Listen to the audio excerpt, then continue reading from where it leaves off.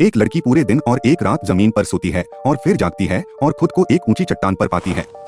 उसकी धुंधली याददाश्त उसे यह याद रखने में असमर्थ कर देती है कि क्या हुआ था, इसलिए वह उठी और यह देखने के लिए नीचे चली गई कि क्या हो रहा है। द्वीप शांत और खाली था। हैरान होकर उसने जमीन से एक खाली बोतल उठाई। उसके मन को तुरंत सब कुछ याद आ गया। यह तो कल ही की बात है। उसे अपने सबसे अच्छे दोस्त के साथ 100 लोगों की एक पार्टी में आमंत्रित किया गया था। पार्टी ईटन बेवरेजेस द्वारा आयोजित की गई थी। उसने एक बोतल पी ली और कोमा में चली गई। अब सभी लोग गायब हो गए थे और वह बहुत डरी हुई थी। वह समझ नहीं पा रही थी कि क्या करे। अचानक समुद्र तट पर 4 और लोग आ गए। उन सभी ने अपनी बोतलें पी ली और लड़की की तरह ही कोमा में चले गए। किसी को नहीं पता था कि बाकी लोग कहाँ गए। वे सोच ही रहे थे कि अचानक दूर से एक ड्रोन उड़कर आया। ड्रोन की हरकतों को देखते हुए उन्हें लगा कि यह उन्हें सच्चाई का पता लगाने के लिए कहीं ले जाने वाला है। उन्हें पूरे रास्ते ड्रोन का पीछा करना पड़ा। पहाड़ों के बीच एक लंबी यात्रा के बाद आखिरकार वे एक रहस्यमय शिविर में पहुंचे। समान उम्र के लोगों के एक समूह ने उनका स्वागत किया। प्रत्येक व्यक्ति अलग दिख रहा था। वे सभी नीले रंग के कपड़े पहने हुए थे। इस समय द्वीप की मास्टर एलिस नंगे पैर उनके पास आया।